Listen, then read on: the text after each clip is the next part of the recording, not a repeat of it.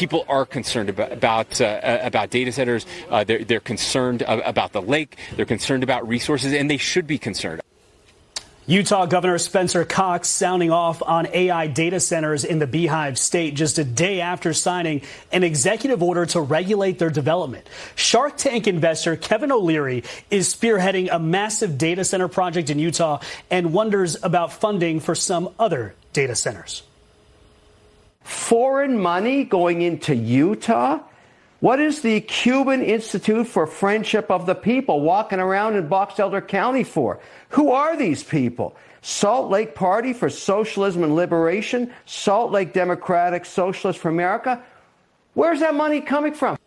So the Trump administration claims that foreign money is fueling all the pushback. Meanwhile, there are now reportedly as many as 4,000 data centers listed across the country. Let's bring in Jared Isaac, American Energy Institute co-founder and CEO, and Gordon Chang, the Gatestone Institute senior fellow. Let's start off with Gordon. What is it that you can tell us about how China is influencing anti-AI data center sentiment in the United States? How and why is China doing this? Well, China's doing it because it realizes it's behind the United States in AI, and they're using every tool at their disposal to try to stop us and impede our efforts.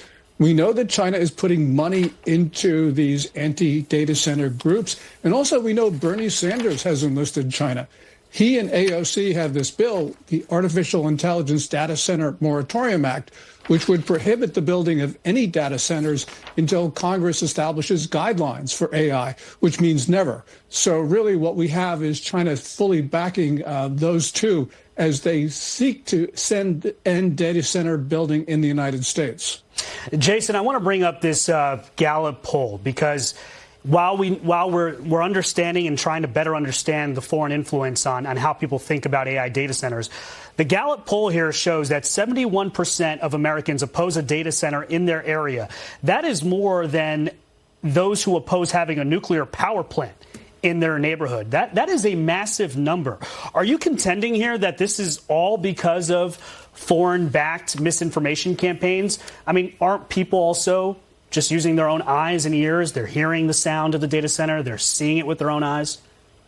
Well, it's certainly wonderful. Mr. Wonderful has got a much bigger microphone than I do, and we've published reports over the last couple of years on some of the foreign funding going into these left-leaning organizations that want to destroy our economic prosperity by destroying our energy infrastructure.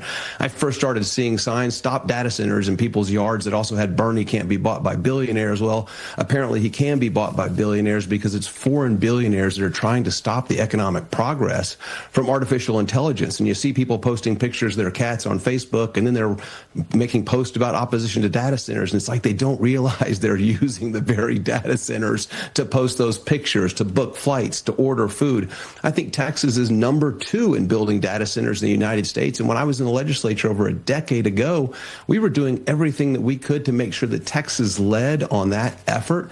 And some of the advancements are just incredible. The health benefits that we're seeing, the improvements in farming and ranching, 60% reduction in herbicide use in farms that are using artificial intelligence because now they're just treating the weed and not the crop itself with herbicides. So I think the MAHA movement could certainly get behind artificial intelligence and even more data centers that we're seeing come about now. Sure, Jason, you make a good point about why AI data centers are beneficial, but I'm asking you again in terms of, do you really believe that the majority of those that are against data centers are against data centers because they're being manipulated by foreign misinformation campaigns? Or are they also just using their own experience with data centers and seeing, what's going on? They're very loud in some neighborhoods. There are people that are concerned about their environment. Yeah, I think there are some people that do have valid concerns, whether it be about the water. I'm hearing stories about vibrations from data centers, and there are certainly some bad actors, but overwhelmingly, this emotional manipulation marketing campaign is being funded by left-leaning people and leftist organizations around the world. And so I think the vast majority of the people in that particular poll, over 70% opposing data centers, I think most of them, it's because of the manipulation from foreign funding. There are, again, certain people that have certain experiences with bad actors, as we do with every industry and every business and every neighbor that we have. And so we need to have states that have good regulations in place. And I would think many of them do, whether it's light or noise pollution or vibration pollution, just like we do for quarries around the country. We produce things more responsibly in this country than anywhere else on the planet, but there's always going to be bad actors out there that need to be held into account. Gordon, so what do we do now to counteract China's misinformation campaign here in the United States? There's two things. First of all, we know a lot of it is being funded from China, and people should be forced to register under FARA, the Foreign Agents Registration Act, especially Neville Roy Singham, who works in coordination with the Communist Party's United Front Work Department.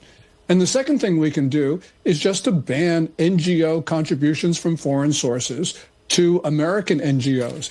It just seems we should not be allowing foreigners to pour all this money in.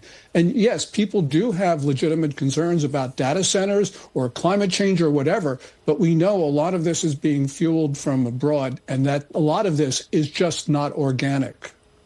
And final word, Jason, in terms of proof here, do we have rock solid proof? I know that Kevin O'Leary says he has some, I think, 90 pages of evidence. Have you seen this proof, and what do you think the next step needs to be?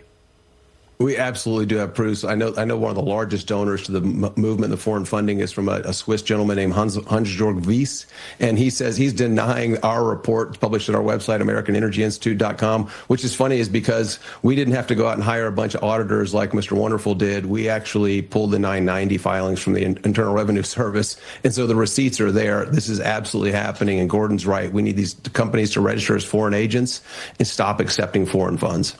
Yeah, it is a fascinating topic. I'm really glad we had both of you here to kind of break it down for us, because AI data centers are really top of mind for so many folks as we are in this race against China and our adversaries. Jason Isaac and Gordon Chang, thank you so much for joining me on this Sunday. Thanks, guys.